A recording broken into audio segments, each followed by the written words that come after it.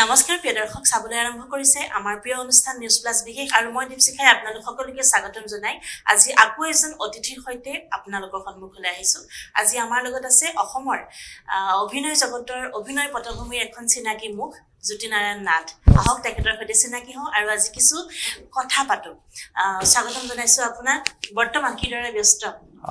নমস্কাৰ প্ৰথমতে সদৌ দৰ্শকক মই মোৰ প্ৰীতি সম্ভাষণ জনাইছো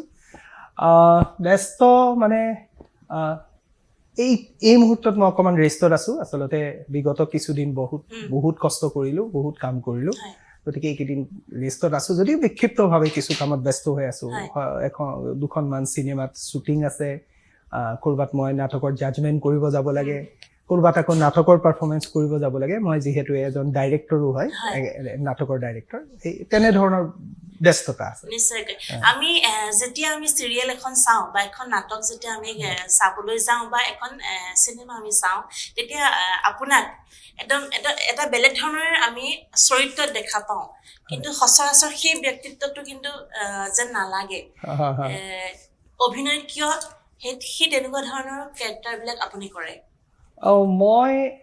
কিয় কৰো সেইটো বিশেষকৈ আমি আপোনাৰ বেছিক যেটো চৰিত্ৰ আমাৰ ভাল লাগিছিলে এখন ধাৰাবাহিক আছিলে কষ্টুৰী দুটি মনৰ জোনাকৰ সেই তাতে যেটো কেৰেক্টাৰ আছে দেউতাকৰ কেৰেক্টাৰ এটা কৰিছিলে ন অকমান মন চুই গৈছিলে এই কেৰেক্টাৰবিলাক কিয় বাছি লোৱা হয় মই বাছি নলওঁ আচলতে মোৰ যেটো ব্যক্তিত্ব আৰু ব্যক্তিত্ব আৰু মোৰ যেটো এপিয়াৰেন্স বা মই দেখাত যেনেকুৱা তেনে ধৰণে সেই ব্যক্তিত্ব আৰু সেই দেখাৰ হেৰিত মিলোৱা ৰোলবিলাক মিলোৱা চৰিত্ৰবিলাক মোৰ তালৈ আহে আৰু হয়তো মই অলপ খঙৰ অভিনয় হয়তো অলপ সহজভাৱে কৰোঁ চাগে সেইটো হ'ব পাৰে সেইকাৰণে মোক খঙাল চৰিত্ৰত বেছিকে মানে যেতিয়া মই খং কৰোঁ অভিনয় তেতিয়া সঁচাই খং কৰা নিচিনা লাগে চাগে সেইকাৰণে চাগে মোক খঙাল অভিনয় বেছিকে সচৰাচৰ জীৱনত আপুনি খঙাল নে খং মানুহৰ জীৱনত থাকেই এতিয়া কথাটো হ'ল যে আমি যেতিয়া সমাজত বাস কৰোঁ তেতিয়া সমাজৰ মতেই চলিব লাগে গতিকে খঙে যাতে মোৰ সামাজিক জীৱনক ক্ষতি নকৰে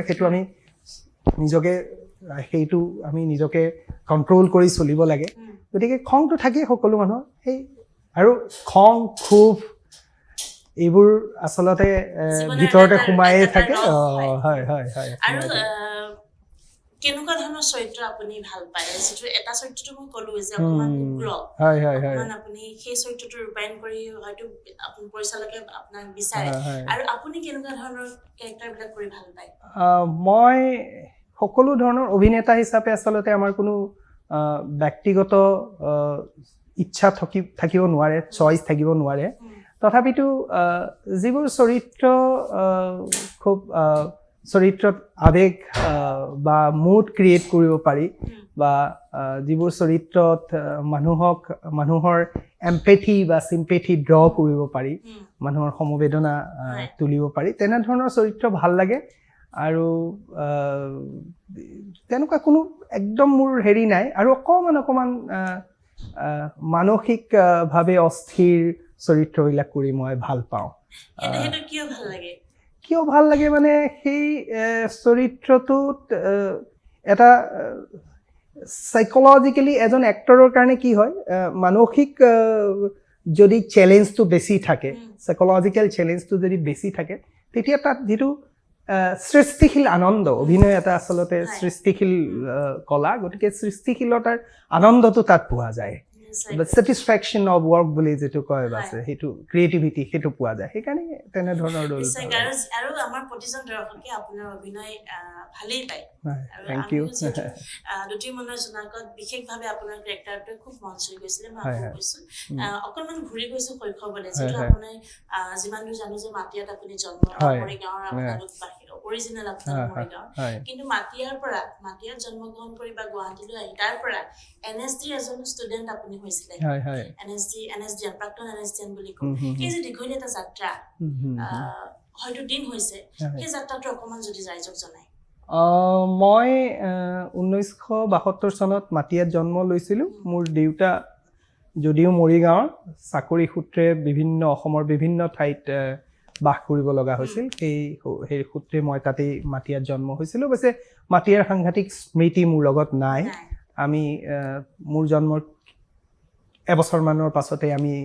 গুৱাহাটীলৈ আহিলোঁ গতিকে গুৱাহাটীতে ডাঙৰ হ'লোঁ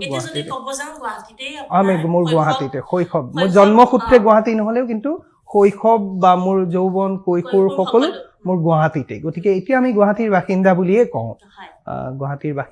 কওঁ গতিকে গুৱাহাটীতে ডাঙৰ হৈছিলোঁ গুৱাহাটীত যেতিয়া মই সৰুতে LP স্কুল পঢ়িছিলোঁ তেতিয়া এই ধৰণৰ কোনো ধৰণৰ কলা সংস্কৃতিৰ লগত জড়িত নাছিলোঁ আৰু তেতিয়া অলপ সুযোগো নাছিল কাৰণ সেইখিনি সময়ত অসম আন্দোলনৰ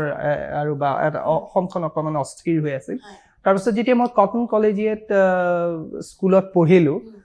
অসমৰ বিখ্যাত স্কুল আৰু আটাইতকৈ পুৰণি স্কুল কটন কলেজিয়েটত তাত এটা সাংস্কৃতিক পৰিৱেশ আছে প্ৰথমতে মই তৰ্ক প্ৰতিযোগিতা আবৃত্তি প্ৰতিযোগিতা আকস্মিক বক্তৃতা প্ৰতিযোগিতা একক অভিনয় প্ৰতিযোগিতা এইবোৰৰ সৈতে আমি জড়িত হৈছিলোঁ কাৰণ সেইখিনি সময়ত গুৱাহাটীত বহুত বেছি এভিনিউজ নাছিল নাটকৰ বহুত বেছি দল নাছিল বা হেৰি নাছিল নাটকৰ সৈতে জড়িত হোৱাৰ সুযোগ পোৱা নাছিলোঁ বহুত বেছি যেতিয়া তাৰপিছত বি বৰুৱা কলেজত পঢ়িলোঁ তেতিয়া বি বৰুৱা কলেজত আহি মই প্ৰথম অভিনয় কৰিবলৈ আৰম্ভ কৰিলোঁ বি বৰুৱাত মই এই 88ত মই বি বৰুৱা কলেজত পঢ়োঁ তেতিয়া মই আৰম্ভ কৰোঁ কিন্তু আচলতে মই যদি প্ৰকৃততে মই যিটো প্ৰফেশ্যনেলি মই নাটক কেতিয়া আৰম্ভ কৰিলোঁ বুলি যদি কওঁ তেতিয়া মই 1992 চনত প্ৰথম 91 নে 92 চনত প্ৰথম এখন অভিনয় প্ৰতিষ্ঠান ইয়াত গঢ়লৈ উঠিছিল প্ৰয়াত ইন্দ্ৰমণিয়া মহাশয়ে তেওঁ আৰম্ভ কৰিছিল আৰু তাত বাহাৰুল ইছলাম অনুপ হাজৰিকা অৰুণ হাজৰিকা তেওঁলোকে আমাক শিকাইছিল আৰু তাত শিকি ইমান ভাল লাগিলে ইমান আমি সেই লাহে লাহে মোৰ অভিনয়েই জীৱন হৈ পৰিল বা নাটকেই জীৱন হৈ পৰিল বা লাহে লাহে মই এই লাইনত প্ৰফেশ্যনেলি আৰম্ভ কৰিলোঁ আৰু যেতিয়া দেখিলোঁ যে মই নাটক কৰি ভাল পাইছোঁ আৰু নাটকত মই কিছু খোপনি পুতিব পাৰিছোঁ অভিনয় কৰিব পাৰিছোঁ মানুহে ভাল পাইছে মোৰ অভিনয় চাই তেতিয়া ভাবিলোঁ যে যেতিয়া মই এইটো মোৰ পেচা কৰিম গতিকে ইয়াক মই ভালকৈ বৈজ্ঞানসন্মতভাৱে শিকা উচিত জনা উচিত সেইকাৰণে মই national school of drama new দিল্লীত পৰীক্ষা দিলোঁ তাত এণ্ট্ৰেঞ্চ দিলোঁ পৰীক্ষা দিলোঁ আৰু মই তাত ছিট পালোঁ 3 বছৰ তাত শিকিলোঁ আৰু ভাৰতবৰ্ষৰ সম্পূৰ্ণ ভাৰত চৰকাৰৰ পৃষ্ঠপোষকতাত গঢ় লোৱা এটা অনুষ্ঠান মই এক পইচাও খৰচ কৰা নাই শিকাৰ নামত মই টেক্স পেয়াৰৰ পইচাৰে শিকিছোঁ সেইকাৰণে অসমৰ নাট্য জগতৰ প্ৰতি আমি দায়িত্বও লৈছোঁ 3 বছৰ NSD শিকিলোঁ আমাৰ অসমৰ সভাপতি মোৰ সভাপতি আছিল অসমৰ কেৱল দক্ষিণা শৰ্মা তেওঁ এতিয়া দিল্লীতেই থাকে তাতেই তেওঁ ৰেপাৰ্টৰী কোম্পানীত চাকৰি কৰি তেওঁ এতিয়া তাতেই নাটক কৰে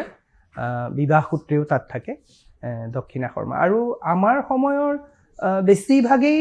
নাটকৰ সৈতে জড়িত আৰু নাটকৰ মানুহবিলাকক নাটকৰ মানুহেহে বেছি জানে নেম ফ্ৰেম বুলি যিটো বস্তু আছে সেইটো সাংঘাতিক নাই তথাপিতো আমাৰ কেইজনমান বম্বেৰ যিটো ধাৰাবাহিক হেৰি চিৰিয়েলছ মানে GTV বা ছনী টিভি সেইবিলাকত তেওঁলোক বহুত পপুলাৰ কিন্তু নাম ক'লে কোনেও চিনি নাপাব কিন্তু মোৰ কণ্টেম্পৰেৰী মোৰ সমসাময়িক পংকজ ত্ৰিপাঠী তেওঁ মোতকৈ 2 বছৰ জুনিয়ৰ আছিলে পংকজ ত্ৰিপাঠী NSD যেতিয়া আপুনি শিক্ষা লাভ কৰিবলৈ গৈছিলে সেই সময় যেটো কিমান চনত গৈছিলে আপুনি মই 99 চনত 1999ত গৈছিলোঁ 2002ত ওলাইছোঁ তাৰ পৰা যেটো 20টা বছৰ পাৰ হৈ গ'ল 25টা বছৰ পাৰ হৈ গ'ল বুলি কৈছোঁ গতিকে সেই তেতিয়াৰ যিটো শিক্ষা ব্যৱস্থা বা নাটকৰ যি কৌশল আৰু এতিয়াৰ যিটো এই সামগ্ৰিক যিটো পৰিৱেশ কেনেকুৱা পাৰ্থক্য দেখা পাইছে পাৰ্থক্য মানে আচলতে সমাজ বহুত বিৱৰ্তনশীল নহয় জানো গতিকে সমাজ বিৱৰ্তনশীল আৰু ই এটা সমাজৰ সৈতে জড়িত এই কলা এই সামাজিক কলা আচলতে ক'ব গ'লে সমাজখন জড়িত হৈ থাকে গতিকে সমাজৰ বহু পৰিৱৰ্তন হৈছে যেনেকৈ ইনফৰমেশ্যন টেকন'লজি বহুত ওপৰলৈ গৈছে কাৰিকৰী দিশত বহুত উন্নত হৈছে গতিকে অভিনয়ৰ যি কৌশল বা অভিনয়ৰ যিটো শৈলী সেইটোৰো পৰিৱৰ্তন হৈছে আমাৰ সময়ত আমি যি ধৰণে শিকিছোঁ আৰু অভিনয়ৰ শিক্ষণ প্ৰণালী সেইটোৰো সলনি হৈছে আমি যি পদ্ধতিত শিকিছিলোঁ এতিয়া সেইটো পদ্ধতিত নিশিকে কাৰণ এতিয়া তেওঁলোকে বহু ধৰণৰ সুবিধা পায় টেকনিকেল ছাপোৰ্ট বহুত বেছি পায় গতিকে এতিয়া সম্পূৰ্ণ বেলেগ হৈছে বহুত ফাষ্ট লাৰ্ণিং হৈছে আৰু বহুত বেছি কথা তেওঁলোকে জানে শিকিছে আমাৰ সময়ত কিন্তু কথাটো কি হ'ল যে অভিনয় শিক্ষণটো মই NSDত যিটো শিকিছোঁ সেইটো আচলতে এইটোহে শিকিছিলোঁ কেনেকৈ শিকিব লাগে মানে লাৰ্ণ হাউ টু লাৰ্ণ সেইটোহে মই NSDত শিকি আহিছোঁ আৰু সেইটোৱে NSDৰ মানে এপ্ৰ'চ যে NSDয়ে কেতিয়াও যেনেকৈ এটা আৰ্মি ট্ৰেইনিং যেনেকৈ এজন আৰ্মি পূৰা এজন যেনেকৈ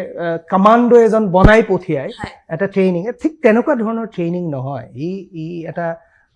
যাতে মোৰ মানসিক বিকাশ হওক মই টেকনিকেলিটিখিনি জানো যাতে আৰু মই যাতে পৃথিৱীখনক চাব জানো অভিনয়ৰ পাৰ্সপেক্টিভত মই পৃথিৱীখনক চাব জানো আৰু তাৰ পৰা মই আকৌ নতুন ধৰণৰ অভিনয় কৰিব পাৰোঁ নতুন চৰিত্ৰ কৰিব পাৰোঁ সেই লাৰ্ণ হাউ টু লাৰ্ণ সেইটোৱেই আচলতে টেগলাইন মোৰ মতে গতিকে তাত সেইকাৰণে আমি সদায় যে সেইখিনি সময়তে যি শিকিছিলোঁ সেয়ে মোৰ সমল হৈ থকা নাই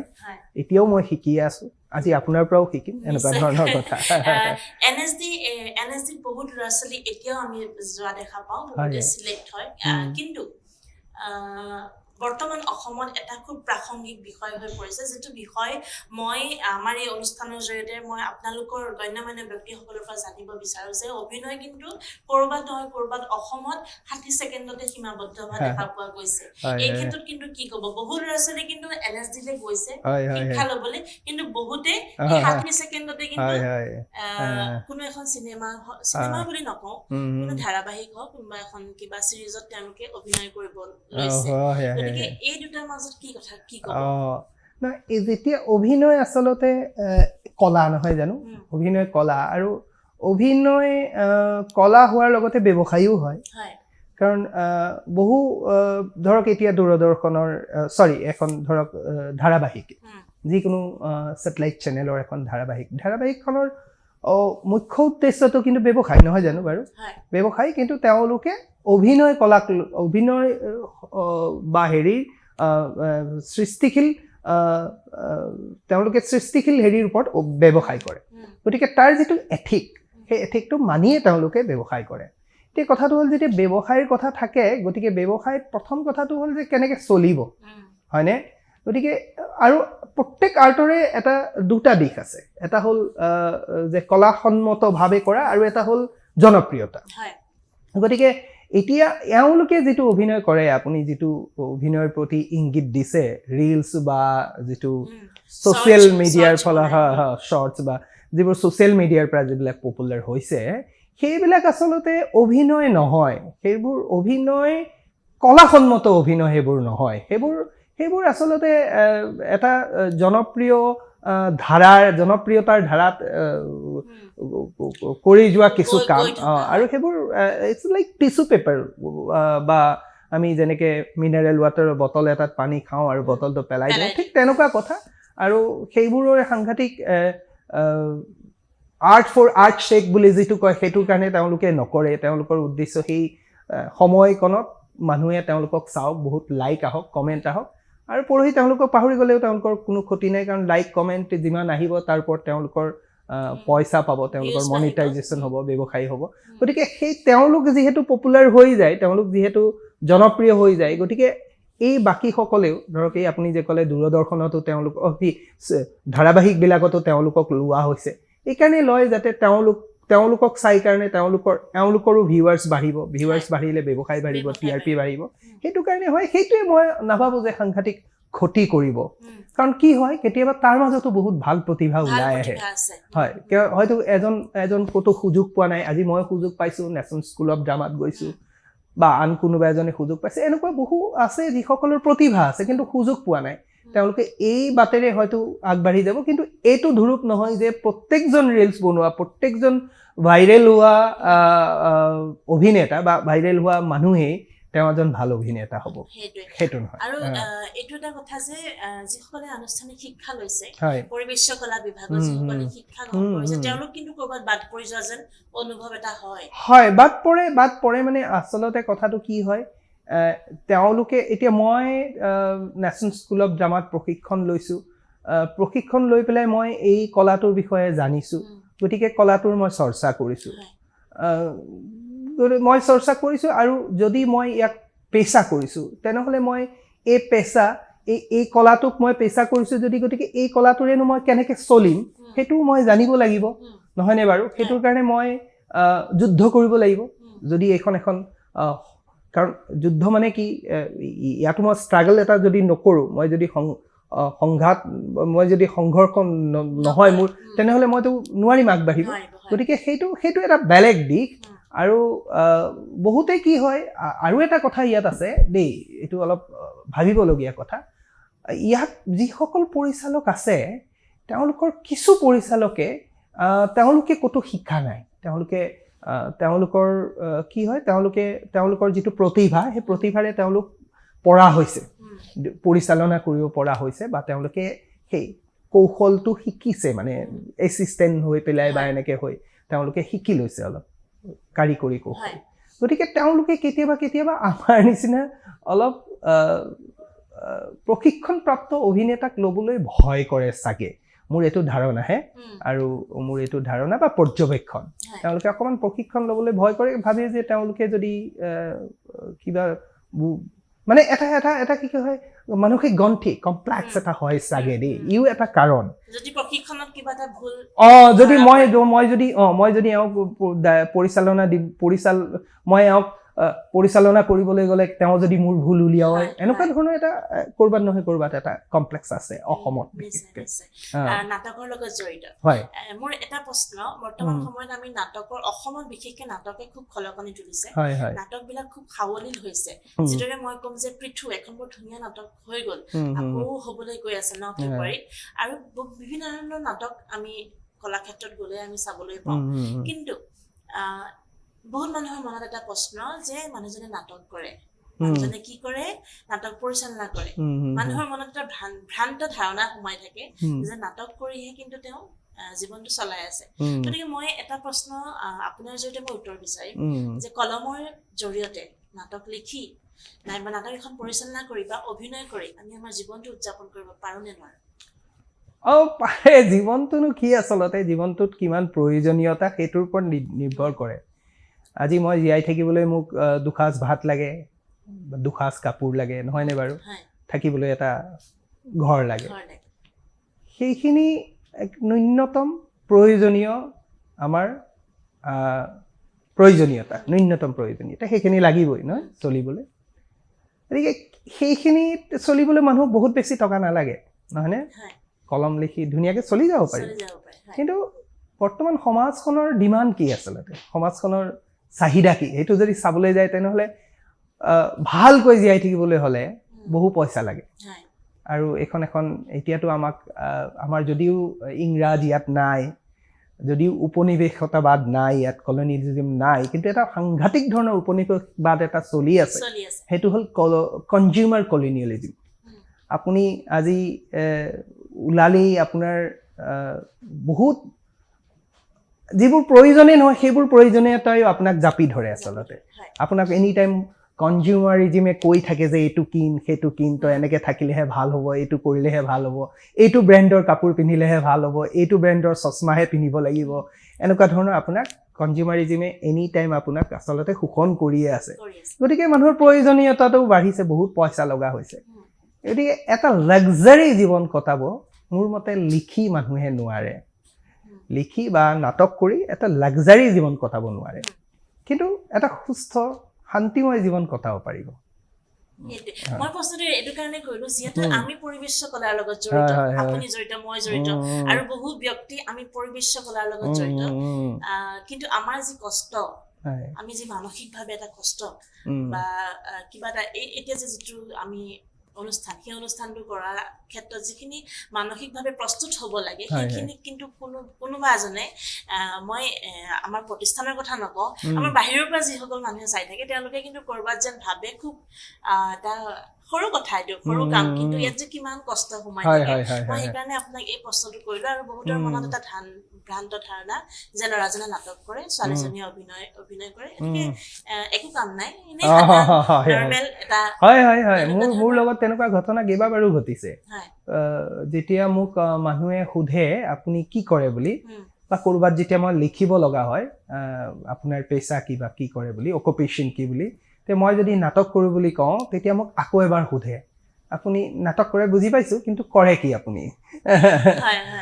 মই যদি থিয়েটাৰৰ থিয়েটাৰ এক্টিভিষ্ট মই বুজি পাইছো আপুনি নাটক কৰে থিয়েটাৰ কৰে কিন্তু আপুনি কৰে কি মোক সোধে প্ৰফেশ্যনটো কি আপোনাৰ গতিকে এইটো ধাৰণা আহাই নাই অসমত যে এতিয়া সেই ধাৰণাটো আমি আচলতে সলাব হৈছে হয় হয় হয় সেইকাৰণে আপোনাক প্ৰশ্নটো কৰিলো থিয়েটাৰৰ কথা যিহেতু ক'লে থিয়েটাৰত আপুনি গৈছিলে নে নাই মই আজিলৈকে ভ্ৰাম্যমাণ থিয়েটাৰত যোৱা নাই আৰু ভৱিষ্যতে নাই ভৱিষ্যতেও এনেকুৱা আচলতে এনেকুৱা কোনো মোৰ ৰেজিডিটিও নাই যে মই মোবাইল থিয়েটাৰ নাযাওঁ বা মোবাইল থিয়েটাৰ বেয়া পাওঁ মোৰ টেষ্টৰ নহয় মোবাইল থিয়েটাৰ কিন্তু ক'ৰবাত সুযোগ পালে নিশ্চয় ইও এটা ধাৰা হয় অসমত আৰু অসমত কি ভাৰতবৰ্ষতে বিৰল ক'তো নাই এনেকুৱা ধৰণৰ ধাৰা 3 দিন পেণ্ডেল কৰি 3 দিনৰ মূৰে মূৰে পেণ্ডেল কৰি ঘূৰি ফুৰি আৰু 9 মাহ সকলো ত্যাগ কৰিব লাগে 9 মাহ কণ্টিনিউৱাছলি নাটক কৰি ফুৰা এনেকুৱা ধাৰা ক'তো নাই ভাৰতবৰ্ষ কি মই ভাবো পৃথিৱীতে নাই নেকি এনেকুৱা ধৰণৰ এটা ইমান প্ৰফেশ্যনেল ছেটআপ এটা গতিকে এনেকুৱা এটা ধাৰাৰ সৈতে মই অভিনেতা হিচাপে এবাৰ জড়িত হোৱাৰ ইচ্ছা নিশ্চয় আছে কিন্তু তেওঁলোকে যি ধৰণৰ অভিনয় কৰে সেই অভিনয়ৰ ৰুচি বস্তু মোৰ তাত নাই হয়তো মই গ'লে হয়তো মোৰ ধৰণে মই যদি কৰিব পাৰোঁ তেতিয়া অভিনয় যেতিয়া আমি কৰো আমি আনুষ্ঠানিক শিক্ষা ল'ব লাগে আনুষ্ঠানিক শিক্ষা লোৱাটো খুবেই প্ৰয়োজনীয় এইটো আপোনালোকে ভালদৰে জানে প্ৰশিক্ষণ লোৱাটো কিমান জৰুৰী কিন্তু প্ৰথমতে আমি নাটক কিয় কৰিব লাগে নাটকৰ জৰিয়তে আমি অভিনয়ৰ ষ্টেপ বাই ষ্টেপ আমি গৈ থাকো প্ৰথম কিন্তু আমি নাটকতে আৰম্ভটো কৰো গতিকে নাটক কিয় কৰিব লাগে নাটকত অভিনয় কিয় কৰিব লাগে মানে প্ৰশ্নটো মানে নাটক মানে অভিনেতাই নাটক কিয় কৰি ল'ব লাগে নাটক যেতিয়া এজন সফল অভিনেতা হিচাপে প্ৰথমে নাটক কৰাটো উচিত হয় কিয় কাৰণটো নাটক কৰিলে কি হয় নাটক এটা জীৱন্ত কলা লাইফ আৰ্ট মানে আজি আমি এখন নাটক পাতিছোঁ আপুনি পৃথুৰ কথাই ক'লে ধৰক পৃথুৰ নাটকৰ আয়োজন হৈছে আপুনি গৈছে চাবলৈ তাৰ আগতে কিন্তু তেওঁলোকে এমাহ 1.5 মাহ মান তেওঁলোকে ৰিহাৰ্চেল কৰিছে প্ৰথমতে স্ক্ৰিপ্ট পঢ়িছে পঢ়ি লৈ পেলাই তেওঁলোকে ৰিহাৰ্চেল কৰিছে লাহে লাহে তেওঁলোকে কেৰেক্টাৰাইজেশ্যন কৰিছে মানে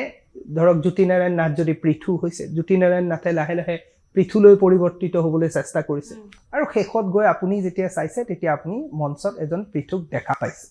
নহয়নে বাৰু কুমাৰেশে কৰিছিল সম্ভৱতঃ গতিকে কুমাৰেশে 1.5 মাহ 2 মাহ আগৰ পৰা সি পৃথু হ'বলৈ যত্ন কৰিছে আৰু শেষত আপুনি যেতিয়া মঞ্চত চাইছে তেতিয়া পৃথুকহে দেখিছে নহয়নে বাৰু গতিকে ই এখন নাটক এটা শিক্ষণ আচলতে এটা শিক্ষা এটা পাঠ্যক্ৰমৰ নিচিনা হ'ল নহয়নে বাৰু তেওঁ 1 মাহ ধৰি সেই বস্তুটোৰ সৈতে জড়িত হৈ আছে তেওঁ বহু কথা শিকিছে অকল পৃথুৱে বনি থকা নাই তেওঁ নিজেও শিকি আছে অভিনয়ৰ ক্ষেত্ৰতে হওক জীৱনৰ ক্ষেত্ৰতে হওক নহয়নে বাৰু বা প্ৰক্ষেপণৰ ক্ষেত্ৰতে হওক বা কমিউনিকেশ্যনৰ ক্ষেত্ৰতে হওক কাৰণ তেওঁ যেতিয়া পৃথু হৈ পেলাই মানুহৰ আগত কথা কৈছে আপোনাৰ লগত কমিউনিকেট কৰিছে তেওঁ নহয়নে যোগাযোগ কৰিছে গতিকে এইকাৰণে প্ৰত্যেকজন অভিনেতাই নাটক কৰাটো দৰকাৰ নাটক কৰিলে সেই কথাখিনি শিকিব আৰু দ্বিতীয় কথা আৰু অভিনেতাৰ কি হয় অভিনয় সকলো মানুহেই কৰিব পাৰে মানুহ মাত্ৰেই অভিনেতা হয় কিন্তু আমি যেতিয়া অভিনয় কলা হিচাপে কৰিবলৈ যাওঁ মঞ্চতে হওক বা কেমেৰাৰ সন্মুখতেই হওক তেতিয়া সেই অভিনেতাজনে নিজেই নিজৰ শত্ৰু হৈ পৰে তাৰ মানে আমাৰ বহুত কিছু ইনহেবিটেন্স থাকে বাধা থাকে যেনেকৈ সামাজিকভাৱে আমি মানুহৰ আগত আমি ঘৰত হয়তো মুক্ত মনেৰে থাকোঁ কিন্তু সমাজত অহাৰ লগে লগে আমি সংকুচিত হৈ যাওঁ নাজানো সংকোচন থাকে সামাজিক সংকোচন থাকে হেৰি থাকে ঠিক তেনেকৈ আমি যেতিয়া আমি এনেই জীৱনত যেতিয়া হেৰি কৰি থাকোঁ তেতিয়া দেহ আৰু মন সংপৃক্ত হৈ থাকে চিংক্ৰনাইজ হৈ থাকে দেহ আৰু মন কিন্তু মঞ্চত যেতিয়া আমি উঠোঁ বা কেমেৰাৰ সন্মুখত যেতিয়া আমি ডায়লগ কওঁ সেইকেইটা ডায়লগ মোৰ নহয় ৰাইটাৰে লিখি দিয়া ডায়লগ নহয়নে বাৰু হয়নে নহয় বেলেগ ৰাইটাৰে লিখি দিয়া ডায়লগ মোৰ কথা নহয় গতিকে মোৰ মন আৰু শৰীৰ তাত সেই চিংক্ৰনাইজেশ্যনটো নহ'বও পাৰে নহ'ব পাৰে গতিকে তেতিয়া মই কি কৰোঁ নানা পাটেকাৰে কেনেকৈ ক'লেহেঁতেন সেইটো ডাইলগ তেনেকৈ কওঁ তাৰমানে কপি পেষ্ট বেছি কৰোঁ বুজি পাইছে কথাটো গতিকে সেইখিনি সময়ত মই নিজে অভিনেতাজনৰে চৰিত্ৰটোৰে শত্ৰু হৈ পৰে গতিকে এই যে নাটক কৰোঁতে সেই এমাহ সময় সি সেইখিনি সৈতে থাকিলে নহয় এই আচলতে সি নিজৰ সৈতে বহুতবাৰ যুঁজিবলৈ সুযোগ পালে বহুতবাৰ যুঁজিবলৈ সুযোগ পালে আৰু যোনদিনা এদিনে হওক বা দুদিনে হওক আকৌ এবাৰ দৰ্শকৰ সন্মুখত পৃথু হৈ নিজকে প্ৰস্তুত কৰি দেখুৱাব গতিকে আকৌ সেই নিজৰ সৈতে নিজেই নিজৰ যে শত্ৰু অভিনেতা কলা হিচাপে সেইটোৰ সৈতে যুঁজাৰ তেওঁ সুযোগ পাব গতিকে তেওঁ ভাল হ'ব সেইকাৰণে নাটক কৰিব লাগে মই ভাবো বৰ্তমান প্ৰজন্মই এই বিষয়বস্তুখিনি জনাটো খুব প্ৰয়োজনীয় আপুনি যিটো পৰিচালনা কৰিছে মোৰো সৌভাগ্য আপোনাৰ পৰিচালনাত মই নাটক চাইছো গতিকে অভিনয় আৰু পৰিচালনা এই দুটা বিষয়ৰ মাজত বহুত পাৰ্থক্য আছে গতিকে আপুনি অভিনেতা হিচাপে আপুনি কেনেকুৱা ধৰণৰ ধৰক অনুভৱ আপোনাৰ কেনেকুৱা বা পৰিচালক হিচাপে আপোনাৰ অনুভৱ কেনেকুৱা আপুনি কেনেকুৱা অভিজ্ঞতা গোটাইছে মই নাটকত সদ্যহতে বেছি পৰিচালনাই কৰিছোঁ অভিনয় মই কমকৈ কৰিছোঁ অভিনয় অৱশ্যে মই ধাৰাবাহিকত হওক বা বোলছবিত হওক কৰি আছোঁ আৰু এখন দুখন নাটকতো অভিনয় কৰিছোঁ মানে পোষ্ট NSD মই NSD পাছ কৰাৰ পাছত খুব কম অভিনয় কৰিছোঁ মই আগতে অভিনয় কৰিছিলোঁ এতিয়া মই অভিনেতা হিচাপে মঞ্চত খুব কঠিন ধাৰাবাহিক বা চিনেমাত সহজ অভিনেতা হিচাপে সহজ কিন্তু পৰিচালনাটো এটা সৃষ্টিশীল বস্তু অভিনয়ো সৃষ্টিশীল পৰিচালনাটো সৃষ্টিশীল লগতে পৰিচালনাটো বহুত বেছি বৌদ্ধিক মানে মগজুৰ খুব বেছি খাটনি আছে মগজ খুটুৱাব লাগিব তাৰ লগে লগে যিটো সৃষ্টিশীল মানে যিটো ক্ৰিয়েটিভ ভিজন বুলি কয় দৃষ্টিভংগী সেইটো লাগিব আৰু তাতকৈও ডাঙৰ কথা যে মই যিখন নাটক পৰিচালনা কৰিম সেইখন নাটকে সমাজক কি দিব কাৰণ একেবাৰে নাটক কথাটো হ'ল যে সমাজৰ কাৰণে কৰা বস্তু সমাজৰ ভালৰ কাৰণেহে নাটক কৰা হয় নাটকৰ আন কোনো বেলেগ উদ্দেশ্য নাই সমাজক আমি কিবা এটা দিব লাগিব মানে এই এটা নেতা সমাজক আগবঢ়াই নিবলৈ যেনেকৈ বহুত নেতা আছে ঠিক তেনেকৈ এখন নাটক নেতা সমাজক আগবঢ়াই লৈ যাব লাগিব আৰু লাগিবই সামাজিক দায়বদ্ধতা লাগিবই নাটকত সেইকাৰণেই নাটক নহ'লেতো আমি চিৰিয়েল কৰিলোঁ হয় ৰিলছ বনালোঁ হয় নহয়নে বাৰু নাটকনো কিয় কৰোঁ আপুনিনো নাটক চাবলৈ কিয় যায় ইমান দূৰ মোবাইলতে চাব পাৰে আপুনি বহুত চিনেমা চাব পাৰে নহয়নে কিয় আপুনি ইমান দূৰ চাবলৈ যায় সেইকাৰণে কাৰণ আপুনি সামাজিকভাৱে আপুনি সামাজিক জীৱ নহয় আপোনাক খুৰাক লাগে যেনেকৈ আপুনি জীৱ জগতৰ প্ৰাণী জগতৰ এটা হেৰি হিচাপে আপোনাক খুৰাক লাগে ঠিক তেনেকৈ আপুনি সামাজিক জীৱ হিচাপে আপোনাক খুৰাক লাগে আপোনাক খাদ্য লাগে সেই খাদ্য বিচাৰি আপুনি আচলতে এখন এটা ডান্স প্ৰগ্ৰাম চাই আপুনি নিজেও ডান্স কৰে আপুনি ডান্স প্ৰগ্ৰাম চাই আপুনি মিউজিক কনচাৰ্ট শুনিবলৈ যায় পেইণ্টিং চাবলৈ যায় নাটক চাবলৈ যায় হয়নে বাৰু গতিকে সেইকাৰণে নাটকত যিজন পৰিচালক হ'ব সেই পৰিচালকৰ সেই দায়বদ্ধতাটো থাকিবই লাগিব সেইটো ডাঙৰ কথা কিন্তু কেতিয়াবা এনেকুৱা দেখা পাওঁ যে যিজন নাট্যকাৰ যিজন নাটকখন লিখিছে বা যিজনে পৰিচালনা কৰিছে তেওঁলোক কেতিয়াবা কিন্তু পিছ পৰি ৰয় কিন্তু সেই যিকেইজন অভিনেতা তেখেতসকলকে আমাৰ ৰাইজে চিনি পায় বা ৰাইজে অকমান গুৰুত্ব প্ৰদান কৰে এই ক্ষেত্ৰত মই সেইকাৰণে আপোনাক ক'লো যে আপোনাক প্ৰশ্নটো কৰি যে পৰিচালকজন অবিহনে এখন নাটক কেতিয়াও হ'ব নোৱাৰে বা নাট্যকাৰ অবিহনে কিন্তু এখন নাটক কেতিয়াও হ'ব নোৱাৰে এবাৰ আহিছো মোৰ ৰবীন্দ্ৰ ভৱনৰ প্ৰসংগটো ৰবীন্দ্ৰ ভৱনৰ প্ৰসংগ বৰ্তমান সময়ত আমি যদি ৰবীন্দ্ৰ ভৱনৰ কাষেদি যদি আহো অকমান দুখ লগা এটা ময়ো সদায় অফিচলৈ অকমান দুখ লগা এটা পৰিস্থিতি বুলি মই ক'ম কিয়নো যেতিয়াৰ পৰা গুৱাহাটীত আছো মনটো বেয়া লাগিলে মনটো কিবা এটা মন গ'লে ৰবীন্দ্ৰ ভৱনলৈ যাওঁ যে তাত কিবা এটা অনুষ্ঠান হৈ আছে অকমান সময় উপভোগ কৰিম কাষতে দীঘলী পুখুৰী লগতে বিভিন্ন ধৰণৰ মনোৰঞ্জনৰ কাৰণে কিন্তু বৰ্তমান সময়ত বন্ধ হৈ আছে এই ক্ষেত্ৰত আপোনালোকে কি ক'ব যিহেতু সাংস্কৃতিবান ব্যক্তি আৰু আপোনালোকো ৰবীন্দ্ৰ ভৱনত অভিনয় কৰিছে বা অভিনয় চাইছে কি ক'ব আচলতে প্ৰথমতেতো মই এই যিহেতু প্ৰশ্ন এটা উত্থাপন হৈছে গতিকে এই মঞ্চতে মই মোৰ দুখ স্বীকাৰ কৰোঁ যে মই এজন নাট্যশিল্পী হিচাপে ৰবীন্দ্ৰ ভৱন ইমান দিন বন্ধ হৈ আছে, অথচ মই নিজেই একো পদক্ষেপ লোৱা নাই, ক'তো প্ৰতিবাদ কৰা নাই, ক'তো মাত মতা নাই, কাৰো সৈতে কথা পতা নাই। আনকি মই গৈ কৰ্তৃপক্ষকো সোধা নাই যে ৰবীন্দ্ৰ ভৱনটো কিয় বন্ধ হৈ আছে, চৰকাৰকো সোধা নাই। অথচ সামাজিক মাধ্যমত আমি সুধিবৰ সুযোগ আছে, আমি সুধিব পাৰোঁ, আমি একত্ৰিত হ'ব পাৰোঁ, কিন্তু কৰা নাই। এইটো কিয় হৈছে মই নাজানো, আৰু মই নিজেই ইয়াৰ বাবে মই দুখিত। গতিকে মই ইয়াৰ পৰাই আচলতে সকলো নাট্যকৰ্মী বন্ধু তথা মোৰ ছিনিয়ৰক মই সুধিব খুজিছোঁ যে আপোনালোকে ৰবীন্দ্ৰ ভৱনৰ বিষয়ে কিবা ভাবিছেনে? যদি ভাবিছে আহক আমি একেলগে ৰবীন্দ্ৰ ভৱনৰ বিষয়ে কিবা এটা কৰোঁ। এইমাত্ৰ মই ৰবীন্দ্ৰ ভৱনৰ সন্মুখেৰে আহি থাকোঁতে আজি এটা ছেমিনাৰ আছে শ্ৰী চৌধুৰী সোঁৱৰণত, নাট্য মঞ্চৰ বিকল্প, সম্ভৱতঃ বিষয়টো বিকল্প। মই আজি আহি থাকোঁতে সেইটোৱে ভাবি আহিছিলোঁ যে ৰবীন্দ্ৰ ভৱনটোতেই আমি নাটক কৰিমনে? আমাৰ নাটক কিবা ৰবীন্দ্ৰ ভৱন কেন্দ্ৰিকেই হৈ থাকিবনে? আমি বেলেগ বেলেগ ঠাইলৈ যাব লাগিব। কিন্তু মোৰ প্ৰশ্নটোৰে উত্তৰ মই নিজেই বিচাৰি পাইছোঁ যে আচলতে ৰবীন্দ্ৰ ভৱনে আজি বহু যুগ ধৰি এটা সংস্কৃতি, এটা কালচাৰ ক্ৰিয়েট কৰিছিল। এই আপুনি যে ক'লে মন বেয়া লাগিলে আমি যাওঁ ৰবীন্দ্ৰ ভৱনত নাটক চাওঁ, ৰবীন্দ্ৰ ভৱনত নাটক চাওঁ, কাষতে কলা বীথিকা আছে, তাত আমি পেইণ্টিংছ এক্সিবিশ্যন চাওঁ, নহয়নে বাৰু? সন্মুখত আকৌ এই কি কয় দীঘলী পুখুৰী আছে, তাত বহোঁ আমি। আমাৰ এটা এভিনিউজ আছিল সমাজক, মানুহক যেনেকৈ ক'লোঁ অলপ আগতে কৈছিলোঁ সামাজিক জীৱ হিচাপে আমাক সুৰাক লাগে, সেই সুৰাক পোৱাৰ এটা ঠাই আছিল সেইখিনি ৰবীন্দ্ৰ ভৱন। আৰু এইটো আজি গঢ়া নাই, বহু যুগৰ পৰা লাহে লাহে লাহে লাহে লাহে লাহে গঢ়ি উঠিছে। আগতেও আছিল, তাৰ কাষতে গৌৰী সদন আছিল, তাতো নাটক হৈছিল। তাৰ কাষত আৰু জিলা পুথিভঁৰাল, বাৰু সেই জিলা পুথিভঁৰালৰ অডিটৰিয়ামটো সাংঘাতিক বেয়া, নহ'লে এতিয়াও হৈ থাকিলেহেঁতেন। তাত সাংঘাতিক বেয়া অডিটৰিয়াম, তাত নাটক কৰাৰ কোনো সুখ নাই, দৰ্শকৰ চোৱাৰ সুখ নাই। সেইবোৰে এটা চৰকাৰী প্ৰশাসন মোৰ মতে এনে বনাই থৈ দিছে। গতিকে মানুহবিলাকে তাত ৰবীন্দ্ৰ ভৱনত গৈছিল। ৰবীন্দ্ৰ ভৱন ইমান ধুনীয়া এটা অডিটৰিয়াম, চাই ভাল লাগে। তাত নাটক ক'লে প্ৰত্যেকটো কথা দৰ্শকে শুনা পায়। অসমৰ একমাত্ৰ চাইণ্টিফিক অডিটৰিয়াম আছিল, বৰ ধুনীয়াকৈ বনাইছিল। কিন্তু সেই ৰবীন্দ্ৰ ভৱনটো কিয় নাজানো চৰকাৰে ভাঙিম বুলি কৈ এতিয়ালৈকে ভঙাও নাই, একো কৰাও নাই। আৰু আমাৰ নাটক কৰা মানুহখিনিৰো কোনো ইয়াৰ ওপৰত কোনো প্ৰতিক্ৰিয়া নাই। আচৰিত কথাটো কি হৈছে। মই এইকাৰণে বস্তুটো উত্থাপন কৰিলো, আমি আমাৰ এই মাধ্যমৰ যোগেদি আমি যিসকল সাংস্কৃতিবান ব্যক্তি আছো, আমি আচলতে ওলাই আহিব লাগিব। অসমৰ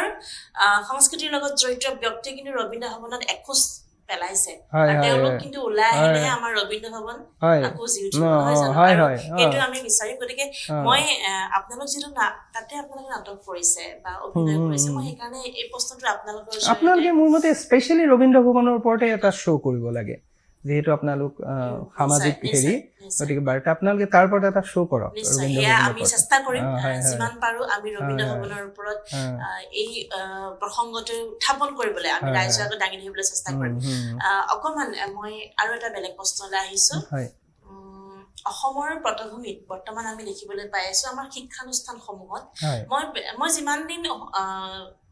এই যিটো ঘোষিকাৰ কাম কৰিছো, মই তেতিয়া বহুজন ব্যক্তিক এটা প্ৰশ্ন কৰো যে অসমৰ শিক্ষানুষ্ঠানসমূহত কিয় এতিয়াও পৰিৱেশ কলাক গুৰুত্ব দিয়া নাই? আচলতে পৰিৱেশ কলা বুলি কোৱাৰ লগে লগে পেছাগত কথাটো আহি যায়। গতিকে এই পৰিৱেশ কলা পৰা উত্তীৰ্ণ হৈ তেওঁলোকে ক'ত মকৰল পাব, তেওঁলোক ক'ত আচলতে তেওঁলোকৰ পেছাগত হেৰিটো ক'ত হ'ব, সেই কথাটো বৰ নিশ্চিত নহয়। মানে এতিয়া ধৰক এজনে বিজ্ঞান পঢ়িছে, তেওঁ ভালকৈ পাছ কৰিলে তেওঁ ইঞ্জিনিয়াৰ হ'ব পাৰিব, ডক্টৰ হ'ব পাৰিব বা বিভিন্ন দিশত যাব পাৰিব। গতিকে পৰিৱেশ কলা পাছ কৰাৰ পাছত তেওঁ কি কৰিব, তেওঁৰ পেছাটো কি হ'ব, এইটো কোনো স্পষ্ট হেৰি নাই তাৰমানে। যিহেতু তাৰ ফল বা ফলাফলটো সাংঘাতিক বিক্ষিপ্ত নহয়, মানে সাংঘাতিক প্ৰেক্টিকেল নহয়, মানে সাংঘাতিক হেৰি নহয়। গতিকে সম্ভৱতঃ সেইকাৰণে এই নীতিত, যিটো শিক্ষা নীতিত, তাত পৰিৱেশ কলাৰ গুৰুত্বটো অলপ কম মোৰ মতে। সেইটো কথা। আৰু দ্বিতীয় কথা, পৰিৱেশ কলা বহুত ল'ৰা ছোৱালী নোলায়ো নহয় পৰিৱেশ কলাৰ বাহিৰে। মানে বহু আমাৰ এতিয়াও আমাৰ যিসকল গাৰ্জেন, যিসকল আমাৰ যিসকল মানে গাৰ্জেন অসমীয়া কি অভিভাৱক সৰি যিসকল অভিভাৱকৰ মনত এতিয়াও সেই ধাৰণাটো হোৱাই নাই যে মোৰ ল'ৰাই পৰিৱেশ কলা পঢ়িব লাগে বেলেগকৈ। তেওঁলোকে ভাবে যে সি ইঞ্জিনিয়াৰ হৈছে, ডক্টৰ হৈছে বা কিবা পঢ়ি আছে, সি মাজতে গানো গাইছে, চিনেমা গানো গাইছে, অভিনয়ো কৰিছে, এই এটা হবি বুলিয়ে ভাবি আছে। কিন্তু ইয়াকো যে এটা বিজ্ঞানসন্মতভাৱে পঢ়িব পাৰি আৰু তাৰ ওপৰত যে কাম কৰিব পাৰি সেইটো ভবাই নাই। মই এটা কথা কওঁ যে পলিটিকেল চায়েন্স পঢ়ি এজন ছাত্ৰই তেওঁ জৰুৰী নেকি তেওঁ পলিটিচিয়ানেই হ'ব, নহয়নে বাৰু? এডুকেশ্যন পঢ়া ছাত্ৰ এজন জৰুৰী নেকি তেওঁ শিক্ষকেই হ'ব বা এডুকেশ্যনিষ্ট হ'ব, নহয়নে বাৰু? ঠিক তেনেকুৱা কথা পৰিৱেশ কলা আৰু আজিকালি শিক্ষানীতিটো বৰ ধুনীয়া, পৰিৱেশ কলাও পঢ়িব পাৰিব, লগতে তেওঁ জেনেৰেলো পঢ়িব পাৰিব। তেওঁ জেনেৰেলভাৱে পঢ়ি আছে পৰিৱেশ কলা, এটা বিষয় পৰিৱেশ কলা। কিন্তু এই কথাটো, এই ধাৰণাটোৱে কিন্তু আমাৰ মনত ভালকৈ অহা নাই। মানুহে চবেই ভাবে পৰিৱেশ কলা পঢ়ি কৰিব কি তেওঁ। আৰু বৰ্তমান সময়ত যদি আমাৰ এজন ষ্টুডেণ্টে যদি কয় মই মিউজিকত মাষ্টাৰ্ছ কৰি আছো, তেতিয়া কিন্তু ভাবে যে এক্সট্ৰা কাৰিকুলাৰ হিচাপে তেওঁ এই কামটো কৰি আছে। কিন্তু এই বিষয়টো যদি আমি গুৰুত্বপূৰ্ণ হিচাপে লওঁ, ইনষ্ট্ৰুমেণ্ট হওক, আমাৰ ড্ৰামাই হওক বা নৃত্যই হওক, আমি যদি তাক যদি আমি ভালদৰে শিক্ষা লাভ কৰোঁ, তেতিয়াহ'লে কিন্তু আমাৰ অসমত বহুত কাম কৰিব পৰা যাব। হয়। এতিয়া NEP নতুন শিক্ষানীতিত সম্ভৱতঃ এই বিষয়বিলাক হেৰি হৈছে কিছু বিশ্ববিদ্যালয় বা আমি কলেজত দেখো, কিন্তু শিক্ষানুষ্ঠানসমূহত বা বিদ্যালয় পৰ্যায়ত আমি কমকৈ দেখা পাওঁ। গতিকে এই ক্ষেত্ৰত আপোনালোকে যদি অকমান আগবাঢ়ে, তেতিয়াহ'লে মই ভাবো সেই ল'ৰা ছোৱালীখিনি বা আমাৰ অসমখন আৰু 10 বছৰ 20 বছৰ পিছত অকমান বেলেগ ধৰণৰ পৰ্যায়ত যাব, নহয় জানো? হয়। এতিয়া এখন আমাৰ সাংস্কৃতিক বিশ্ববিদ্যালয়ো খুলিছে। হয়, মাজুলীত এখন আছে, বাকী আৰু আমাৰ গুৱাহাটীতো আছে, শংকৰদেৱ বিশ্ববিদ্যালয়, ডাউনটাউন বিশ্ববিদ্যালয় আছে। আমি শেষ কৰিম, বেছি দীঘলীয়া নকৰো। ভৱিষ্যত পৰিকল্পনা কি আছে অভিনয়ক লৈ? ভৱিষ্যত পৰিকল্পনা মানে আমি দুই ধৰণৰ জীৱন কটাওঁ। এটাতো আমি সপোন দেখো আৰু পেটৰ দায়ত যি কাম পাওঁ তাকো কৰি যাওঁ, হয় নাই? গতিকে সপোন পৰিকল্পনা এনেকুৱা যে অভিনেতা হিচাপে কৈছো, নাটক হিচাপেতো বহুত পৰিকল্পনা থাকে। অভিনেতা হিচাপে পৰিকল্পনা আছে ভাল নেশ্যনেল এৱাৰ্ড এটা পাওঁ, নহয়নে বাৰু? সপোন সেইটো সপোন, আৰু ভাল সুযোগ পালে নিশ্চয় কৰিব পৰা যাব। গতিকে সেইটোৱে পৰিকল্পনা যে ভাল, এতিয়াও মই ভাবোঁ যে মোৰ মনক খুৰাক জগাব পৰাকৈ সাংঘাতিক মই চৰিত্ৰ পোৱাই নাই এতিয়ালৈকে। গতিকে এটা ভাল চৰিত্ৰ পাওঁ, যিটো চৰিত্ৰৰ মই খুব একাগ্ৰতাৰে মই অভিনয় কৰিব পাৰিম আৰু তাৰ ফলশ্ৰুতিত মই হয়তো এটা পুৰস্কাৰ পাওঁ। পুৰস্কাৰটো ডাঙৰ কথা নহয় আচলতে, কিন্তু স্বীকৃতি যাতে পাওঁ। আৰু আগন্তুক ধাৰাবাহিক বা চিনেমাত আমি আপোনাক দেখিবলৈ পামনে? চিনেমা কেইবাখনো চিনেমা কৰিছোঁ। এখনতো আমাৰ হৈ গ'ল জয় হনুমেন, সৰু হেৰি কৰিছোঁ। আৰু অলপতে প্ৰেৰণা বৰবৰা বুলি তেওঁ এখন চিনেমা বনাবলৈ গৈ আছে, সেইখন চিনেমাটো মই অভিনয় কৰিম সৰু ৰোল এটাত। আৰু দুখনমান আৰু এখন লক্ষী পথাৰ বুলি এখন চিনেমা কৰিছিলোঁ, সেইখন ঠিক আলফা মুভমেণ্টৰ সেইখিনি সময়ৰ যেতিয়া মানে অপাৰেশ্যনবিলাক হৈছিলে, আৰ্মি অপাৰেশ্যনবিলাক, সেইখিনি সময়ৰ পটভূমিৰ বঢ়িয়া চিনেমা, খুব ভাল চিনেমা এখন। এতিয়া প্ৰাগ চেনেলৰ তেওঁলোকৰ হেৰি এইটো কি জানো, প্ৰাগ চেনেলৰ মুঠতে তেওঁলোকে লৈছে আৰু সঞ্জীৱ নাৰায়ণৰ, তেওঁলোকে সেই বস্তুটো লৈছে, তেওঁলোকে হয়তো ৰিলিজ দিব, তেতিয়া হয়তো চাব পাব। আৰু আছে কেইখনমান তেনেকুৱা চিনেমা। এইখিনিতে কিন্তু এটা প্ৰশ্ন মই আকৌ আপোনাক কৰিম যে বিতৰ্ক যিটো ক'লে যে জয় হনুমেন আপুনি কৰিছিলে, আমি জয় হনুমেনৰ কথা আমি পাতিছিলো হিমাংশু দাৰ লগত। বিতৰ্ক কিয় হয় বাৰু আমাৰ অসমত? অসমত বিতৰ্ক মানে আমাৰ বিতৰ্কটো বহু বেছি মন খুৰাকি। তাৰমানে কেনেকুৱা, এই যে ফেচবুকটো খুলিলে ন, আপুনি এতিয়া কাম বন আপোনাৰ শেষ হ'ল, আপুনি ৰিলেক্স হ'বলৈ আগতে আপুনি টিভি চাইছিল, ৰেডিঅ' শুনিছিল বা আপুনি লগৰ লগত আড্ডা দিছিল। আজিকালি ফেচবুকটো খুলি ল'লেই হয় আৰু গতিকে সেই মন খুৰাগি ফেচবুকটো খুলি আপুনি সেইটো বস্তু চালে আৱেগিক হ'ল আপুনি 2টা কমেণ্ট দিলে আকৌ আপোনাৰ কমেণ্টটো উঠি মোৰ ব্যক্তিগতভাৱে আপোনাৰ ওপৰত অলপ খং উঠিল মই 2টা কমেণ্ট দিলোঁ তেনেকৈ চলি যায় বিতৰ্কবোৰ কিন্তু এই বিতৰ্কটোৱে আমাক এইবাৰ অলপ এফেক্ট কৰিলে জয় হনুমেনত মানুহে যি ধাৰণাত লৈছে জয় হনুমেনখন যি পূৰ্ব ধাৰণা ল'লে আচলতে চিনেমাখনত সেইটো নায়েই চোৱাসকলে সকলোৱে এই কথাটো স্বীকাৰ কৰিছে কিন্তু মানুহবিলাকে পূৰ্ব ধাৰণা আৰু এই কৰবাত নহয় কৰবাত এটা ষড়যন্ত্ৰ বুলিও আমি ভাবো আচলতে মই ভাবো মানুহজনে এখন চিনেমা এখন নাটক বা এখন ধাৰাবাহিক চাই লোৱাৰ পিছতহে বিতৰ্কলৈ যাব লাগে তাৰ আগতে যেটো আপুনি কৈছে যে পূৰ্ব ধাৰণা মতে কিন্তু সকলো নহয় আৰু তেতিয়া কি হয় আমাৰ উদ্যোগটো ক'ৰবাত পিছ পৰি যায় আমাৰ মানুহবিলাক আচলতে আৱেগিক হয় আৰু আৱেগ চাওক বিগত আন্দোলনবিলাকেই প্ৰমাণ কৰে যে অসমীয়া জাতিটো কিমান বেছি আৱেগিক আচলতে ইম্পালচিভ হয় ইম্পালচিভ যি কৈ দিয়ে সেইটোকে লৈ ধৰি গুচি যায় তাৰমানে খুব বহুত বেছি চালি জাৰি কথাবিলাক অকমান হেৰি নাভাবে সেইটো হয় বাৰু আজি বহুখিনি কথা পাতিলো আৰু আপোনাৰ জৰিয়তে যেটো সময় সীমিত আমি কথা পাতি থাকিলে আমাৰ বহুত প্ৰশ্ন ইতিমধ্যে আমাৰ মনত আহি থাকে কিন্তু সময় সীমিত আমি শেষ কৰিব লাগিব কিন্তু ইয়াৰ পিছতো আজি দ্বিতীয়বাৰৰ কাৰণে আপুনি আমাৰ ষ্টুডিঅলৈ আহিলে গতিকে ইয়াৰ পিছতো যাতে আমি যেটো আপুনি কৈছে যে ৰবীন্দ্ৰ ভৱনৰ প্ৰসংগটো এই প্ৰসংগটো আমি চেষ্টা কৰিম যিমান পাৰো উত্থাপন কৰিবলৈ গতিকে আপোনালোকৰ সহায় সহযোগিতা লাগিব আৰু আপোনাৰ অভিনয় যাত্ৰা অবিৰাম গতিত চলি থাকক আৰু আজিলৈ ধন্যবাদ জনাই আপোনাক বিদায় জনাম এয়া আছিলে আজি আমাৰ বিশেষ অতিথি জ্যোতিনাৰায়ণ নাথ আৰু সচৰাচৰ আপোনালোকে সকলোৱে তেখেতৰ মুখখন